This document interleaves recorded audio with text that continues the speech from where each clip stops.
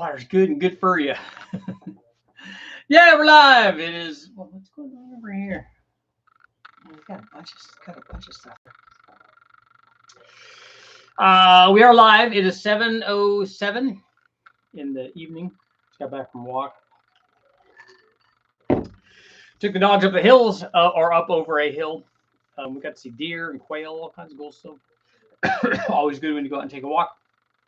Tonight we want to talk about picking a turbo for your 4.8 liter and to see if it's different somehow than if we were to pick a turbo for a 4 or 5.3 or 6.0 or something even bigger than that. If you want to pick something bigger than that, this would always also carry over to.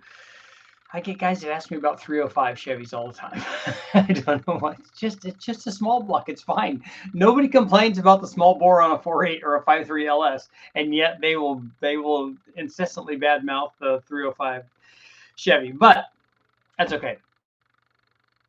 That's all like part of the deal. We want to talk about the turbo, but I also want to, excuse me, I will ask you guys what camshaft I should buy for I got two camshafts I'm looking at for the 4.3 liter V6. I have the springs on the heads already and everything. I was doing the spring swap, and they guys that have been watching will know I tried to run that motor a while ago, but it is a balance shaft motor. So it's a roller cam, but the cam that I was supplied to do the test with is not that. So I need to get the right camshaft. I need to get a balance shaft camshaft. So there's two of them that I'm looking at. They're both comp cams. We'll talk about that in a little bit. But in terms of the 4.8 liter, the thumbnail that I have up is either, I can't remember now, it's either a GT45 on there or an S475. We did testing with both of them. I ran both of them. And this is interesting because the S475 I ran is from the guys at Summit. It's a polished one. It's really nice. I've done a lot of testing with it. It's worked well. I've recommended the S475 a lot. And that's a good turbo. Same thing with the GT45. And those were, I would usually pick those. And when we would talk about turbo situations, I would talk about, well, you should pick the turbo that you want for your application based on the power output. How much power do you want to make? And then what people normally do is they will decide on a turbo for an application. If we're doing a small block Mopar or small block Chevy or big block or whatever we're doing with an LS, a Coyote, whatever it is, decide how much power you're going to make and decide how much power both that you want to make right now and that after you make that. And we will assume going in that you will be successful at that, because if you put, a turbo on there and it's, you want to make 700 horsepower, you put a turbo on there that has more than that. And so it will easily make 700 horsepower. And then once you do that and you're successful with that and you drive that around a lot, you'll go, oh yeah, it's better than 700. 750, 800 or 900 or whatever the number is. So that will happen. So know that going in when you're doing that. So pick that, not just for this number that you think that you want right now, because it's so much more than what you have NA or that you've ever driven or any of those things. So know that going in, that if you are successful at that and you tune it properly and everything works and it goes in and drives and runs around and does all the things that you want it to do, that later on you're going to think that, hey, that's not fast enough. Just like you think right now that your NA motor is not fast enough, your turbo motor is not going to be fast enough either. And whatever its current state is, whatever the number that you choose. I only want to make 500, 600, 700, or whatever it is. I only want to make that. You don't. Right now you do, and it would be good. And once you have that, if you're going from 250 to 500, you're like, oh yeah, this is all the power in the world. And then you go, yeah, it would be good though. It's like another couple hundred. And so choose the turbo for that. And then what most people do is when they do that, for whatever application this is, they also look at cost. So what does this thing cost? What can get me this thing that I want, this amount of power that I want, at what does that cost me? Because you could spend thousands of dollars on just the turbo if you wanted to do that. You could spend hundreds of dollars on a turbo if you wanted to do that. And then anywhere in between those two wild extremes, you can have either one of those. So which one of those do you want? There are pluses and minuses with both of those costed items. The really expensive one's going to be really, really good. It's going to last. It's going to work. It's going to be great.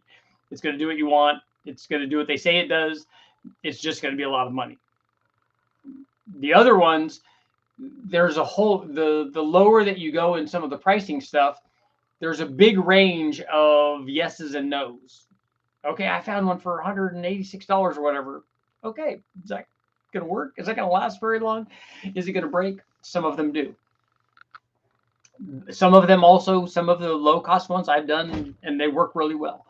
We did a lot of working and searching and testing to figure out the ones that we want, the ones that we use for us, our GTX 3584 RS Turbo and the G42 and some of the others that we're trying now to expand our line. We did a lot of testing on those and a lot of background information with a lot of different sources to find out the key to not just the power, because the power is fairly easy, but the key to the combination of reliability and cost and all the big matrix that you set up for when you're trying to do this.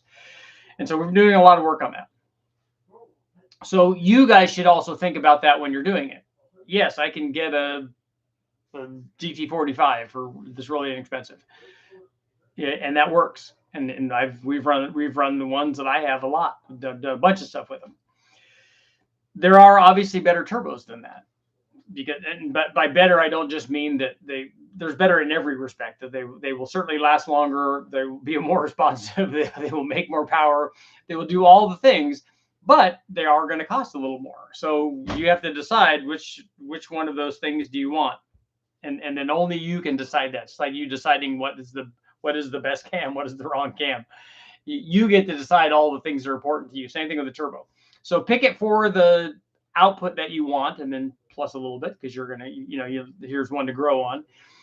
But you're gonna pick it for cost and the combination of cost and reliability and all that stuff. You're gonna pick it for that combination of stuff,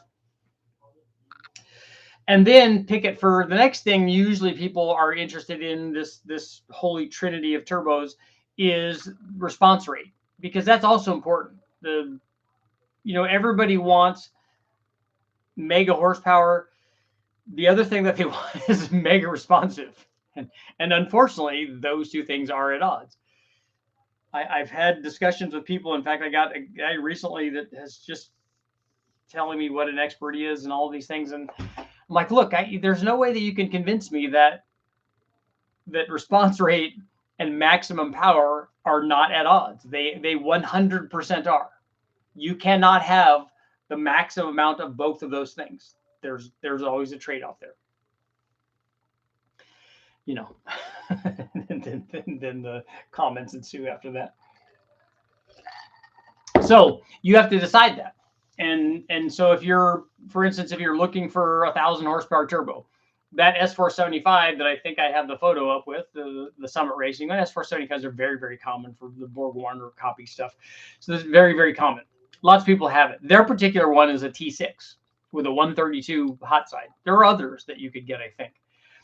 And I think that, like, we also have T4 versions that we got, but we had to buy not custom, but other exhaust housing, since most of the inexpensive ones came with T6 housing. So you could get a T4, and a T4 would be a better way to go, particularly on a 4.8. Because you could get to, near the maximum output of this thing, depending on the size of your motor. But on a 4.8, you could get to the maximum output of that turbo without any problem, without it being a T6. You don't need a T6 for a 4.8 liter to get like near the 1,000 horsepower range out of that turbo. You could easily get that. But then you have to decide of the options that I have. Let's say that you wanted a 1,000 horsepower turbo, that you're going to make 700 or 800 now, but later on you want to make 1,000. Because Richard said, hey, get the turbo for later on also. So you want that. So now you're looking at, you got cost, you're figuring that out, and then cost, and now also response rate. How am I going to juggle response rate? Okay, well, what is there a turbo that can get you what you want in this holy trinity matrix here? Can you also get good or better response? If I get more response, do I have to trade something else for it? Do I have to trade top end for it? The nice thing, though, is with better designed turbos, later generations of turbos, you can get better response and not give up peak power.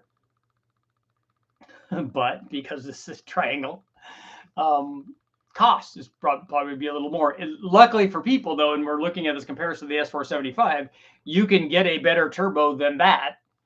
That's better in every direction. It makes more power than that. It costs less, and it's more responsive. So you can get all that is available. And when you can find stuff like that, you should jump on stuff like that. The G42 compared to an S475 is a perfect example of that.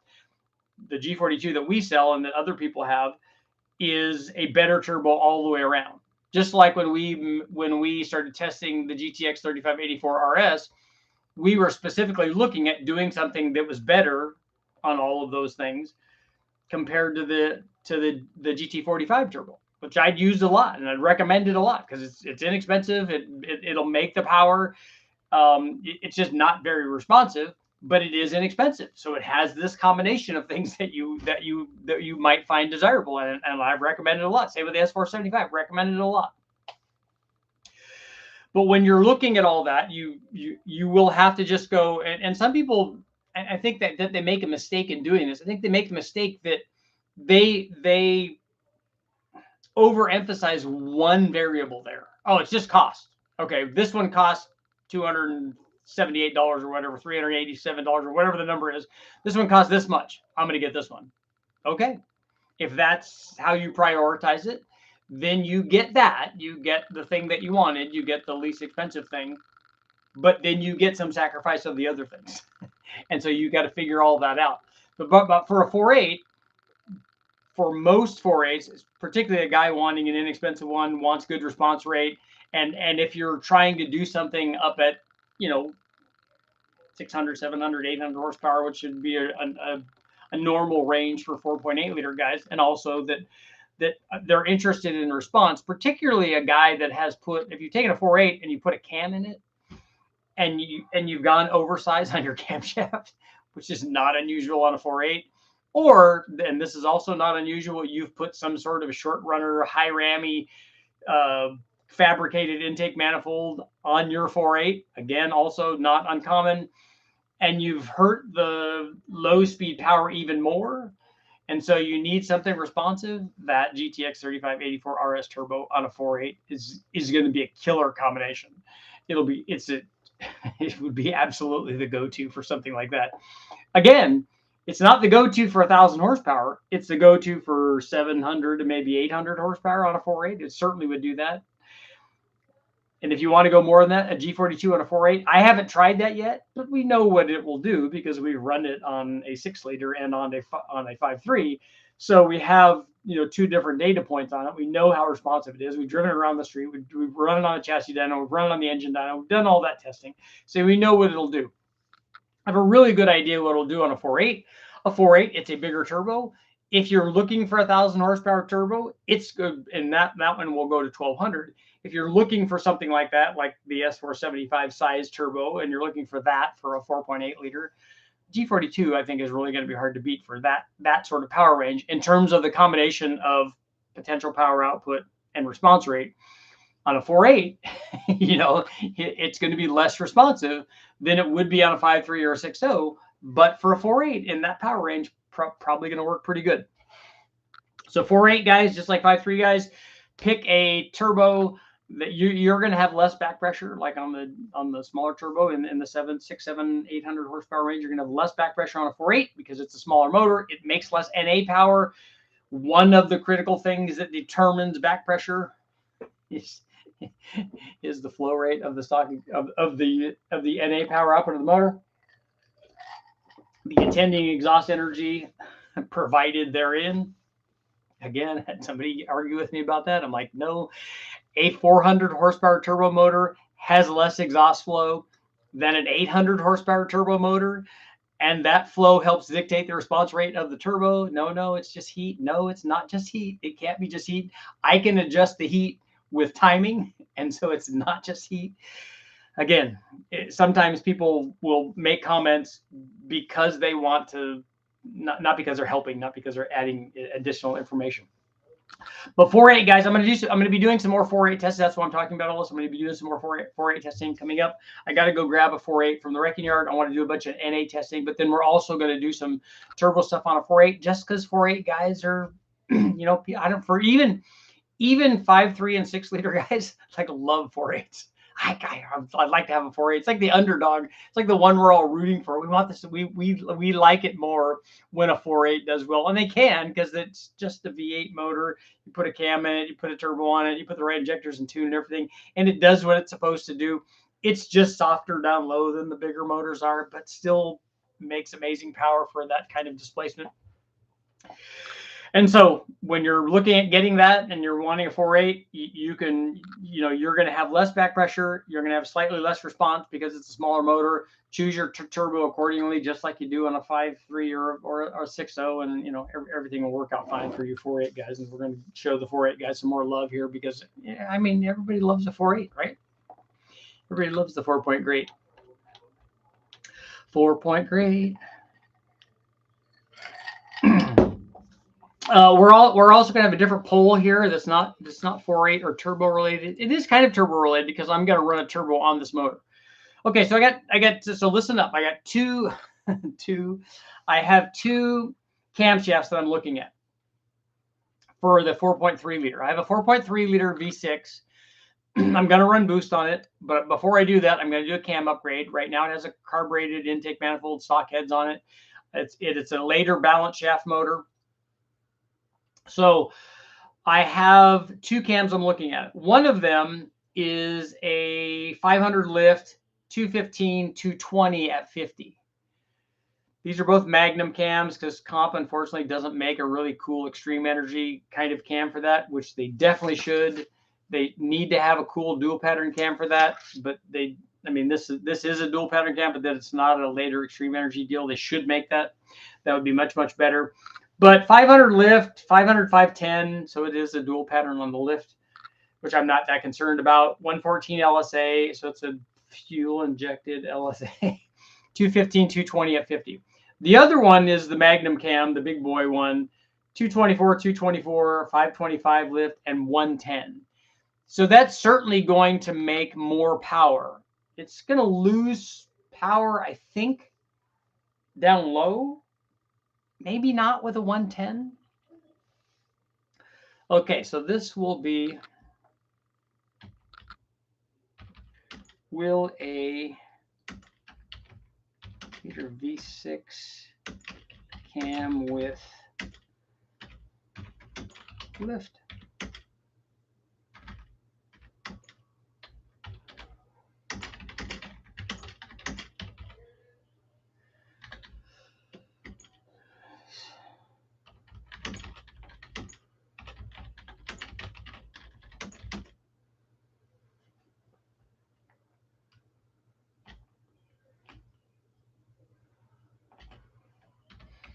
See if I can get this all in.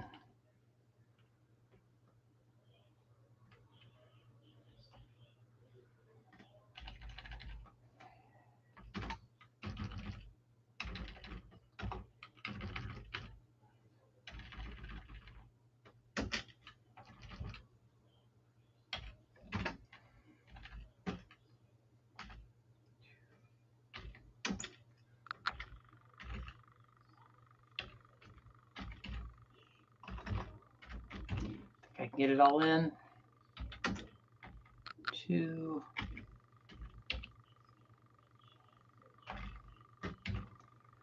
Yeah, here we go.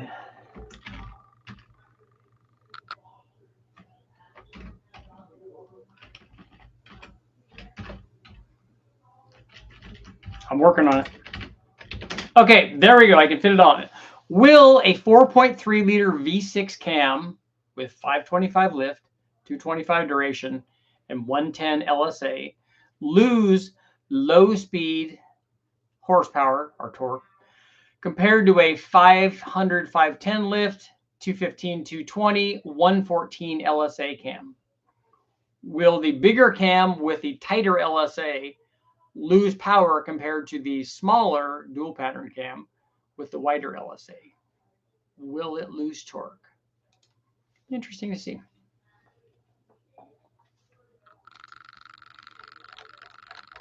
And basically, I'm asking you which one I should get. Which one of those cams should I get? I think I get either one. I think I can make the 525 fit. I don't know about the available. I don't know about the available retainer to seal clearance on those Vortec heads on the V6.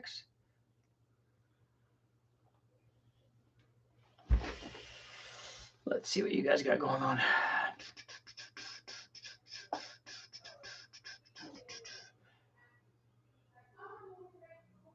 Aaron, where am I going to find a 218, 228 cam? I sold my 305. If the 305 made LS power, there would be no LS. Yeah, that doesn't make any sense. Ever run a whole set turbo? Yeah, I've run a number of whole set turbos.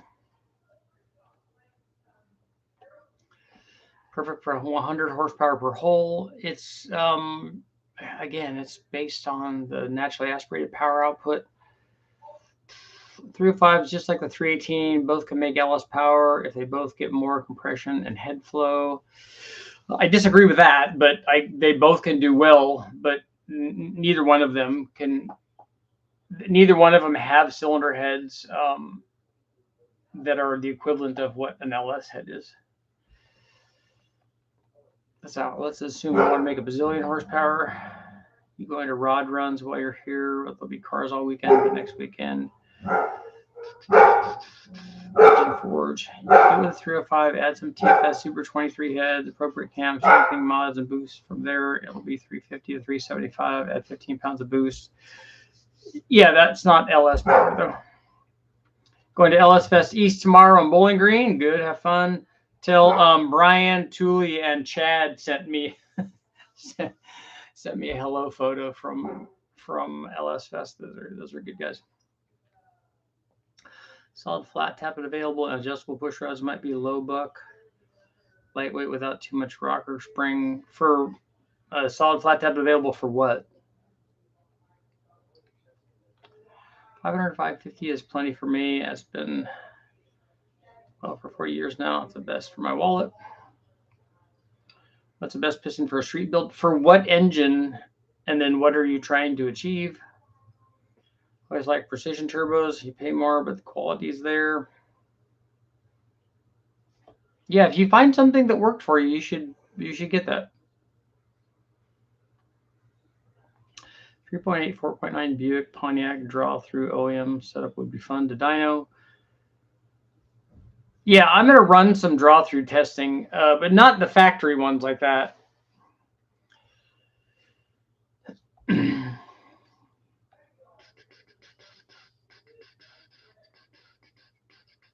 I want super responsive and top end. Can use the OEM setup off of a 6.7 power stroke as well as the OEM water to air intercore. I don't know how that's going to get you both of those.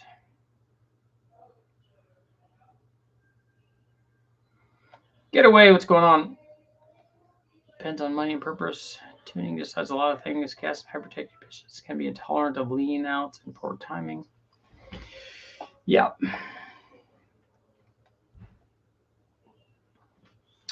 Probably going with the 3584, my 5.2 builds, Soldier GT45. Yeah, that would be better. I think you'd get more from that GTX than the GT45. Been dreaming about 4.8s all day. I went to a small car show today and won Best Survivor. Got a $20 gas card. Nice.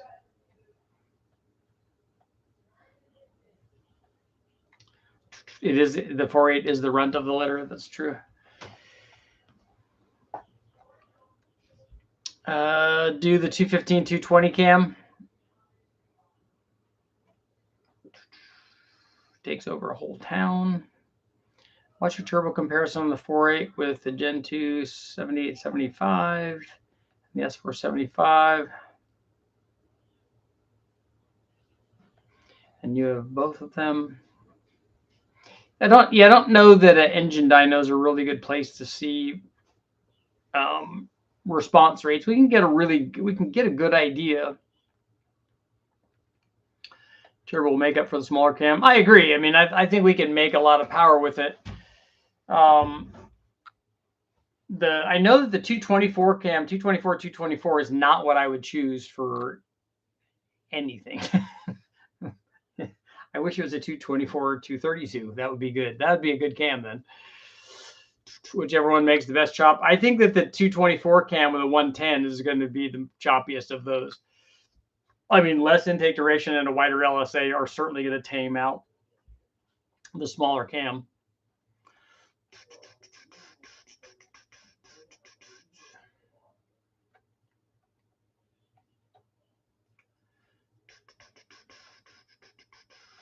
Send off the stock roller and have it reground with a profile you want and not going crazy on the lift and duration. They take a little off the base circle, and stock push rods can be used on a lot of times. Who do you send them to, Aaron? Who does that? The guys in Oregon? I finally got the truck plus cam back on my LQ4 after dropping a cam bearing, pulling a stock cam. Check your life. Yeah, we had that happen. Jimmy had that happen and had to put a different motor in the Turbo Tahoe. It's all fancy. They can do a 218, 228 on your stock Camcore Oregon grind numbers at 1950.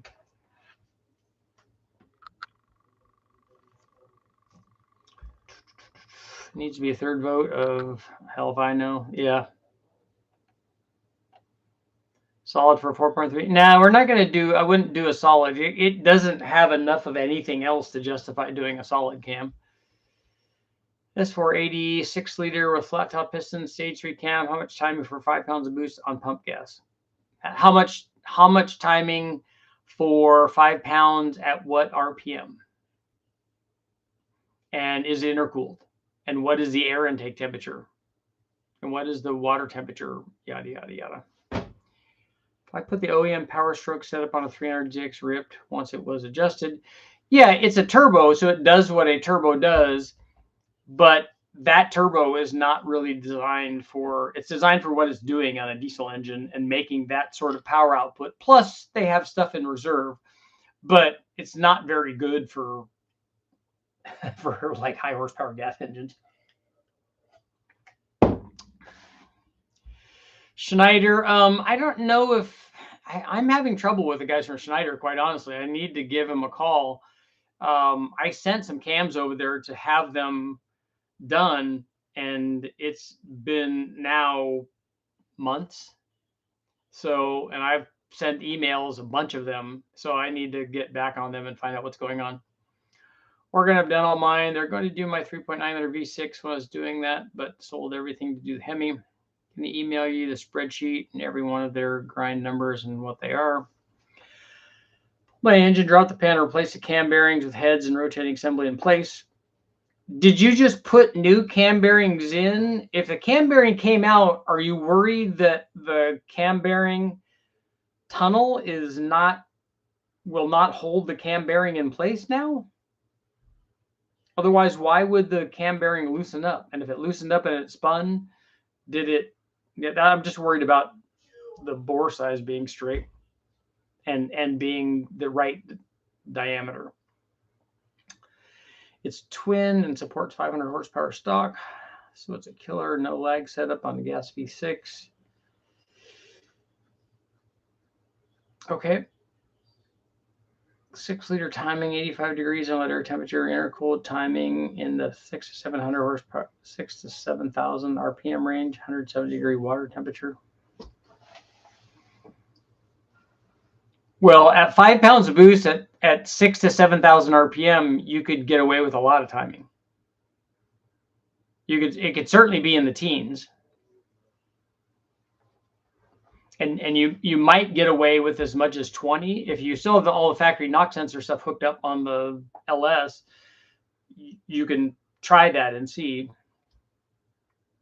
But I think in the teens, you're definitely going to be safe.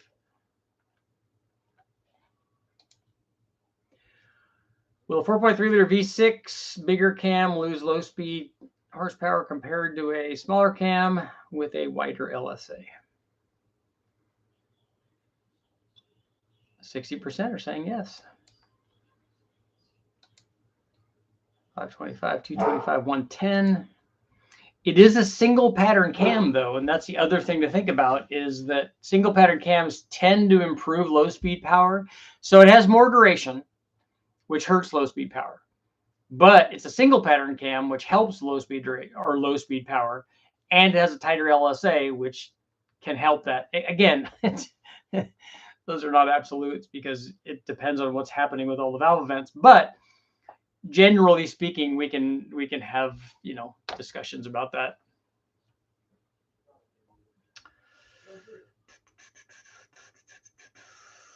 I took that risk, but it still took like 5 to 6 hard whacks to get in place. It didn't just slide in. Well, that's actually a good sign. I'm sure you thought that, oh, this is good. I want it to be hard to put in, because if you just push it in place, oh yeah, that's not gonna stay there. And then, but then I'd be worried about, since when the OEMs do it, they put those bearings in and then they line hone it and then put the cam in. So you may be able to do the list. Thanks. It's around 20 degrees right now at 7,000. I'll pull a couple of degrees. 20 degrees at 7,000, since I don't know where you're making peak power at. 20 degrees at 7,000 with all the stuff that you have there on pump gas might work, because you'll be able to run more timing there. You're going to run less timing at the torque peak, but you might get away with that. But it's way better to start with less timing and then go, oh, this works great like this. Check EGTs or check air fuel or whatever and see what's going on. And then go, oh, let's try another degree. Let's try another degree that way, rather than let's start out on kill mode and then go, oh yeah, I broke that. So that's too much. So we'll mark that. That's the ceiling. That's too much. Get another motor, try it again. Okay, let's bring that down now. Just start mild and start with, you know, conservative timing and then add to it. The 5.3 with a walked cam bearing, planning on putting a new one in with green Loctite. I've seen videos of set screws being installed to pin them in place. Okay, yeah, you're welcome to try all that. Would you expect a turbo LA3 Gen 5 set to run on V4 mode only? Tune, optimize, appropriate size turbo to make roughly half of what it in a V8? No, I wouldn't expect it to do that. Because I don't know about in V4 mode, I don't know how the firing pulses are going to be. So I don't know if it's going to actually do that. And I don't know what it's doing to the other cylinders. I don't know if air is flowing into them, if you're losing airflow through the other ones that are opening and closing. I don't know if it's not opening those valves at all, or if it's opening them a little bit. But I wouldn't expect that. I would be surprised if it made exactly 50% in V4 mode. I would be very surprised. 61%. Thinking it's going to lose. It's going to lose and choose.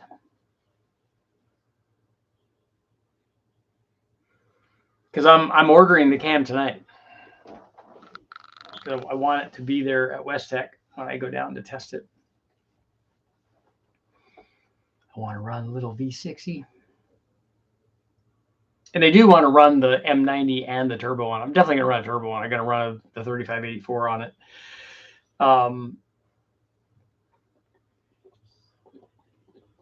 But, you know, we want to run. I do want to put other heads and stuff on it.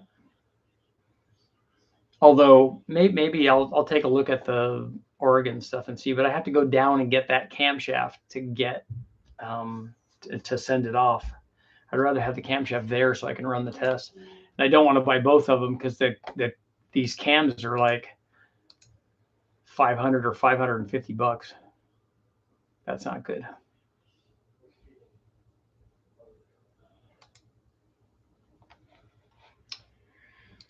The comp ones are not. What do you do for spun bearings? What Jimmy did with the spun bearing on the cam bearing is took the motor out and put another motor in. But what you can do is, and this is why we decided just to put a different motor in it, is that you can go in, and I think that they now have oversized bearings. So you have to cut that tunnel, put oversized bearings in it, or you might be able to just do one, and then line hone it, and then the cam should go in. Might have a core at Oregon. I'll call them. Okay. Yeah, the cam from Summit is, yeah, $550, $549.95. Quick, only 8 left in stock. That one is the 500, 510. The other one is also that much.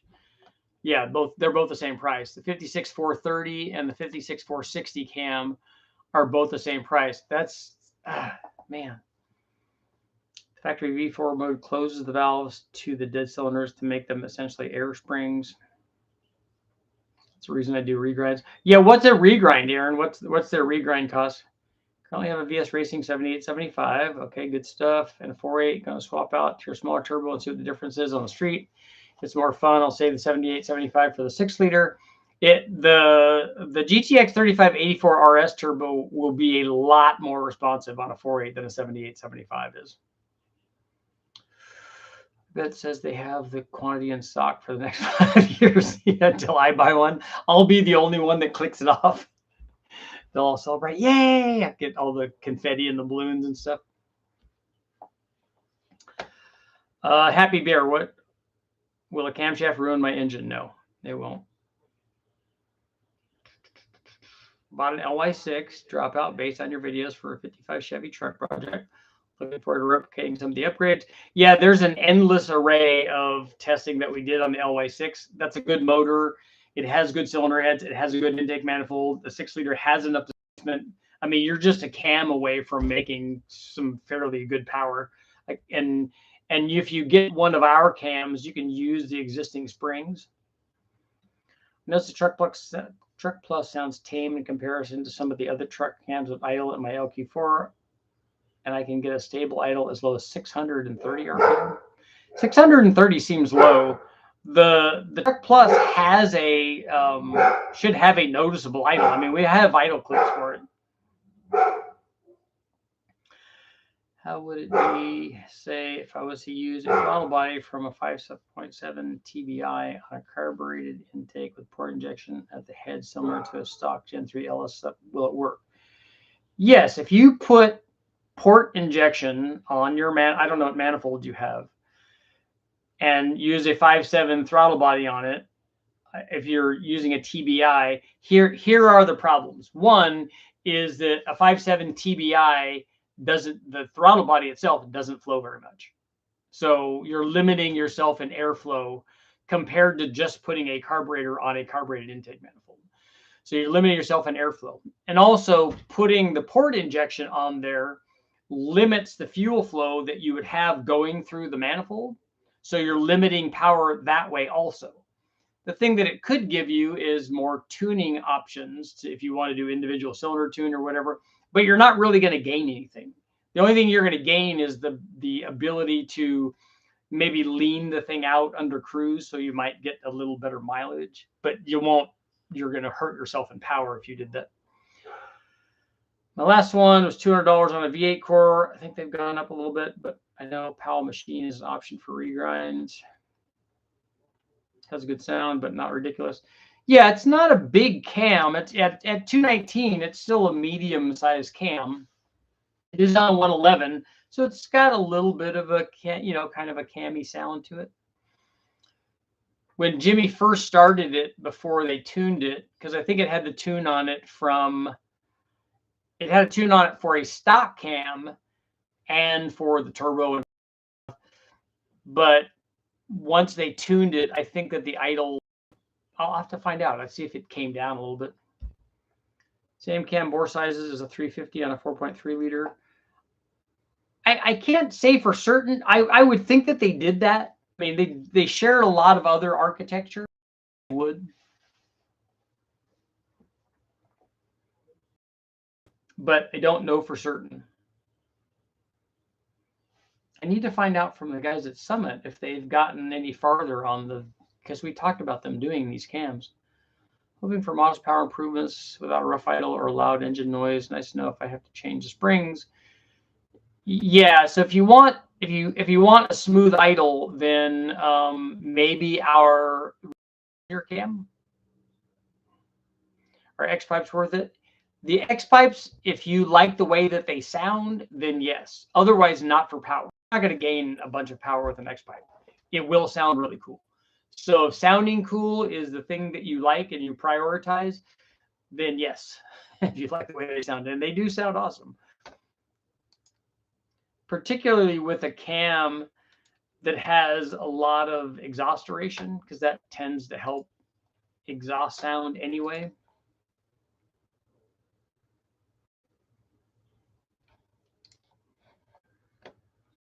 So get a big 350 cam and have it machined, but the order is not going to be the same.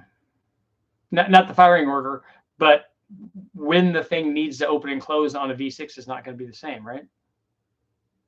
You can't just cut off the cam and have that work. That doesn't work on a V8 versus a V6.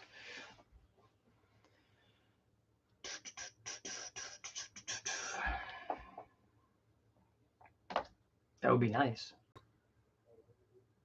You can cut up an intake manifold and make that work, which is cool.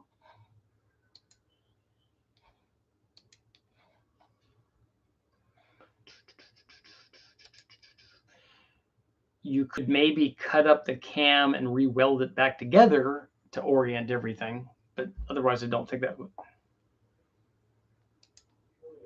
If you also just cut off the V8 crank, yeah. It's going to be kind of weird. V6 draw through turbo setup. Okay, we can try a draw through. I don't know. It's not going to do anything. I mean, it's going to work, but it's not going to be ideal. Garage 54 is on the cam re-welding. Yeah, the guy that did the LSV12, that's what he did. He welded the cams together to make that work. So it's certainly possible, but not something I'm going to do. Almost had the mailbox intake done. For what? Everybody I heard said 4.3 was chopped off of a 350, chopped off 2 cylinders, so maybe chop the cam off. Yeah, it's not that simple.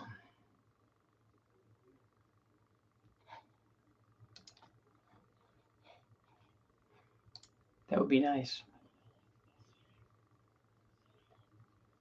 Then we would just take a V8 and saw the front of it off or the back of it off. Yeah, that's the problem. Is you got to saw the middle of it off, and that doesn't work.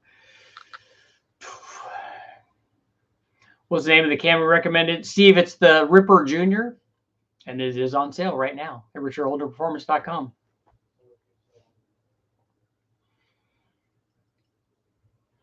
Oh, the 2.2 Mopar one?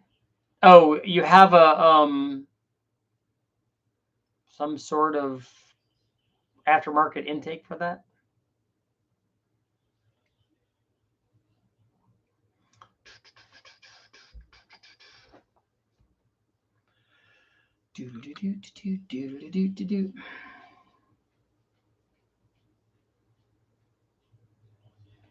Happy Bear, I don't understand what your question is.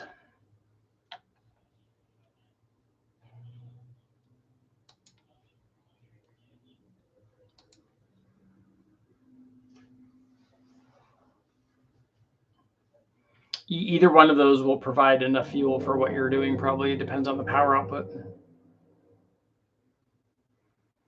It depends on the power output.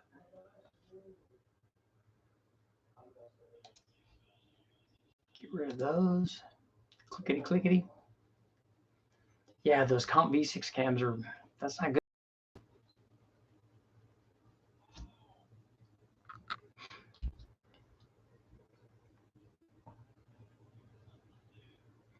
Modified log intake, the 84-600 engine. You swooped up. Oh, okay. Yeah, did you send me a picture of it? I like to see it. Because a log intake for the intake side is terrible. needs to have runners in it. I want all sound, power everywhere. There you go. And good fuel mileage and all of those things. 50 miles per gallon. And, or, I mean, just if you're going to ask for something, you should ask for 100 miles per gallon, right? There.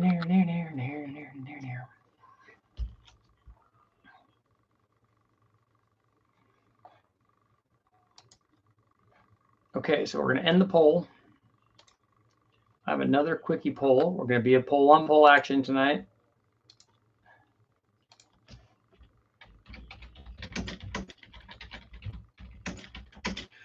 Should I re-drill the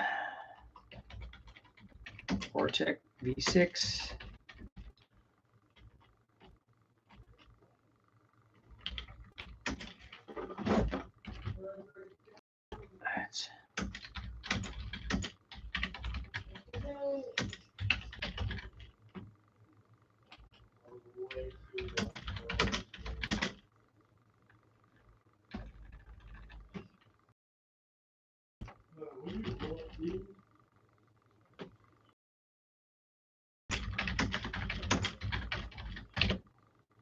Okay.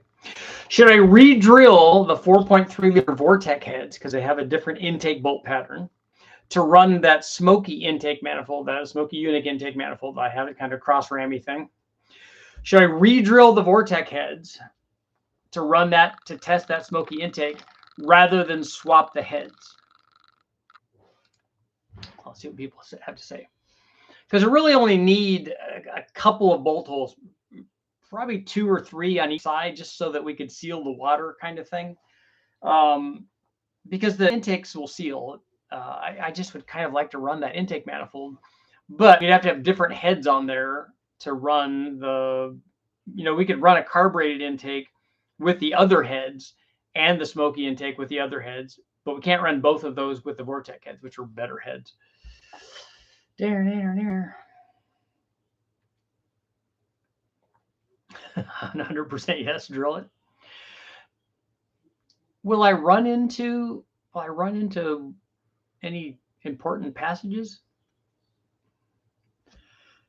Because I don't want to modify the intake manifold, obviously. We want to keep the intake the way that it is.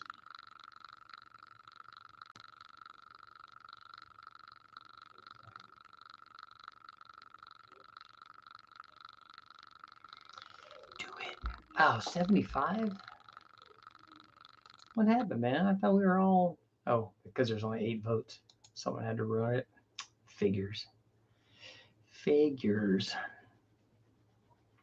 Because I was thinking with either one of those, since the intake pad is probably going to be in the same spot, I can make a box, a rectangle, rectangle that bolts onto the carburetor pad, and then I put the M90 on top of that, and then we can just drive the M90. And I can even run the M90 that has a carburetor on it because I already made that. So we made that with a big tube, but we probably will cut the tube down now. We can even use the one that entered into the backside. We can use that because I ran that one too, and that basically made the same power as the other one. So either way, we can run it, because I don't have to run it fuel injected. We can run it carbureted. We can run it with the M90 and a carburetor as God in nature intended. I mean, that just works good, right? And then we can run an M90 on it and then run a turbo on it. And then twins blowing into the M90. Just get crazy. I got a small intercooler for the box. No, we won't really need it because it'll be a draw-through carburetor deal. So we'll have charge cooling for it. And we're only going to run, I don't know, between somewhere in the 7 to 10 pound range, probably. The M90 is not going to be stellar anyways. Trat twin turbo. Yeah, we don't need that because we have enough, like even that small turbo. I mean, I have smaller turbos than that, but even that turbo is capable of 800 or 900 horsepower. So it's more than enough for what we're doing. Twin turbos would look cool, but not really gain us anything other than probably views if we had a lead photo or a thumbnail of a twin turbo deal. M90 small for a 4.3. I disagree. We have M90s that will go to 600 horsepower. So again, it's more than enough for what we're doing. And if we have a stock that's making sub 250 horsepower and we put a blower on it and it adds 100, even one that's not ported or anything, it's going to be more than enough. And then we could, and like I said, we have the ported one. In fact, what if a heater core could be used as an intercooler? It can.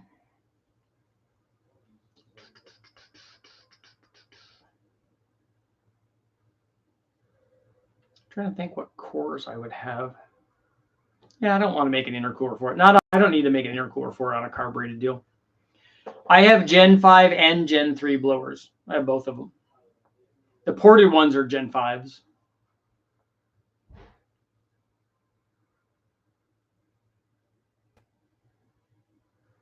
And again, we're not trying to make the maximum amount of power. That's not what we're doing here. If I was doing that, I would not pick that blower. It's more of a junkyard gee whiz kind of thing. But again, the blower that we made 650 with on the LS, because the motor made 550, it's obviously not going to do that on a 4.3. But it has more than enough airflow in its ported form with the opening size that it has, and then with the pulley size that we had spinning it at that power level. The Smoky intake is a cross ram intake manifold with a lid that goes on top of it with a carbureted flange. There's a bunch of different versions of it, different generations of those. I don't know. I don't remember what generation I have. I was talking to the V6 guy who's going to supply me with, he's got a bunch of ported heads and different things that we might try to do on this.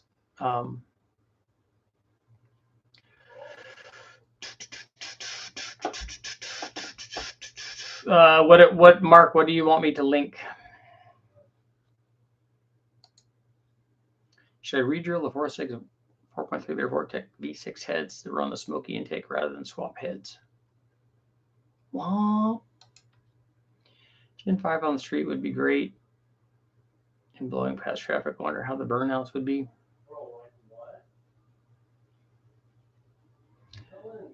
Oh, the intake? Well, if you just go look at just do a search for a Smoky 4.3 liter V6 intake manifold, and about a bajillion of them will come up. And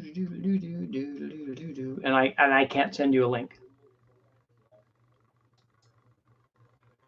Should I re-drill 4.3 liter Vortec V6 heads?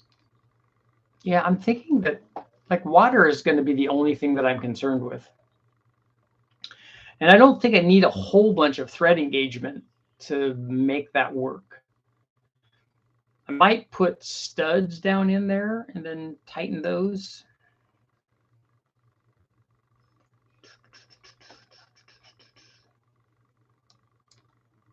But it should work. Just, silicone will cure everything.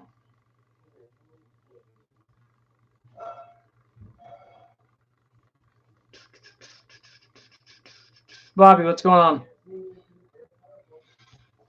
And I'm curious on the Smoky intake, because the center of it, right below the carburetor, is missing again, according to the information I got from the people out there that are supposed to know this, there are different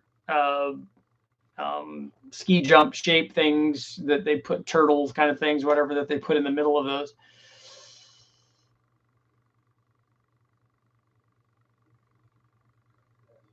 I'm only seeing generic stuff. Yeah, the Smoky unique intake. Back to working on the Crossfire. Weekends are way too short. Shell thread should be fine for a test. Yeah, as long as we don't over tighten. I mean, it's an iron head, so if we get, I don't know how much we need, 1/2 inch, probably. If you're familiar with an old Incon twin turbo kit, something like that worked for a 4.8 liter, 5.3 liter. What are the modern equivalent turbos? I don't know. I'm familiar with that kit. I don't know what turbos they used, but there's lots and lots of twin turbo stuff for LSs. I don't remember what size those were. I don't think that they were very big.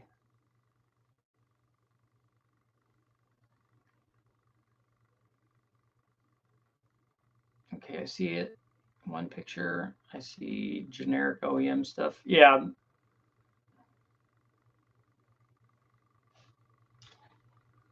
Yeah, it's on my Instagram also. It's just a picture that I put up, yeah.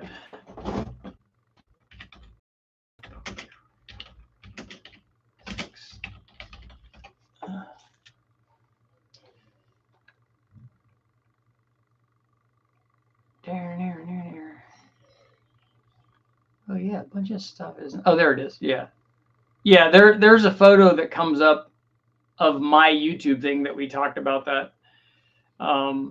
You can see it.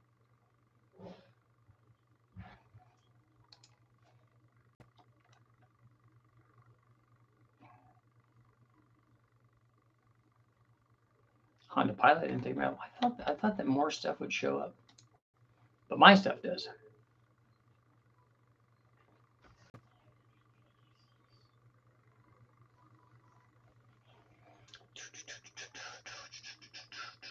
Yeah, if you look back, I have photos on the live feed of that intake manifold, and I also did. I think I only did live feeds on it, and I did post stuff on Instagram and Facebook also about that intake manifold.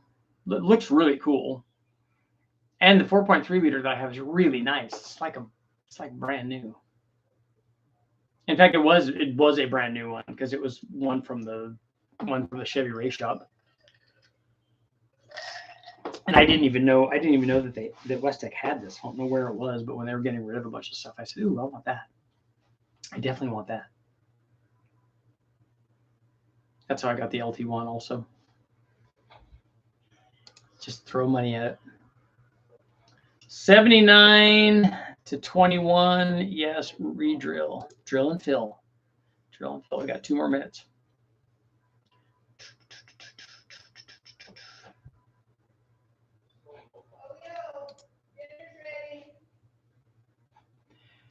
Camshaft regrind service.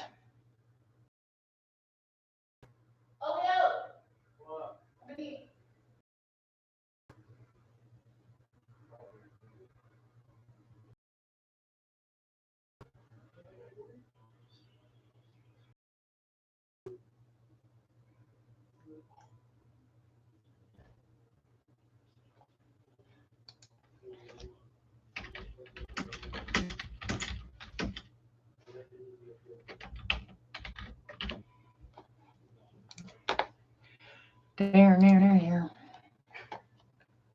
Throw out those questions.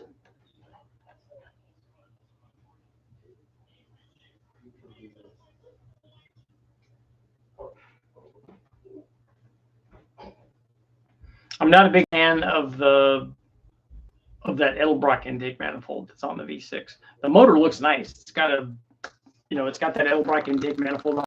It's the nicest looking motor I have, maybe. It's the cleanest one. That Edelbrock intake, it's got an MSD distributor on it. I have headers for it. It has the it's got like some 650 or something new carburetor on it, so it looks really nice. In fact, Rick from Westech said that just looks really good. That's too clean for your stuff. I said, I know. I bought from you guys. His brand stinking new. It's under all wrapped up in a they don't care about V6s. They don't care about imports. They don't care about any of that stuff. I'm like, yeah, this is a good one. This is like 3/4 of a small block Chevy. And for some of the guys, they're like, Rick, he doesn't care about small blocks. He's a big block guy. I like big blocks.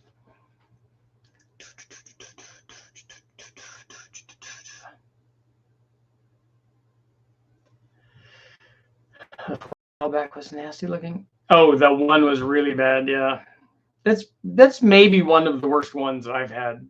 Certainly, I'd never seen like that on the inside. Some of them have like rat droppings and all that stuff on them. I try to vacuum all that stuff out. You don't want to breathe any of that stuff or touch any of that stuff. That's really pretty nasty. They look so much better once you take the hotsy to them, man, and you clean everything off. Then they look like new motors. Well, for me, newish.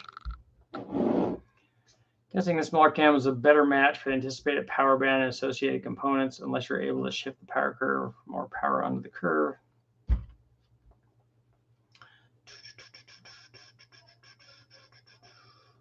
I don't know about that statement. We're just looking to make power. I just wondered if that bigger cam is good, and the poll that we had earlier. I don't know if I was just wondering if people thought that bigger cam would lose power. I think it would, judging by, because we've run that camshaft before. So I was thinking it probably would lose power compared to the stock cam. I mean, compared to this smaller cam. Be interesting to test both of them, but you know, I also need to figure out how much we can get away with on lift with these stock Vortec heads and springs and stuff. I think we put beehive springs on it maybe. So I'll have to check that out. I have found myself looking at big block stuff. Yeah, there's no doubt. Studs and pedestals for the LT rockers on my 8.1 turned out to be super nice. Nice. Go smaller for the chop. The bigger one will have more chop, I think.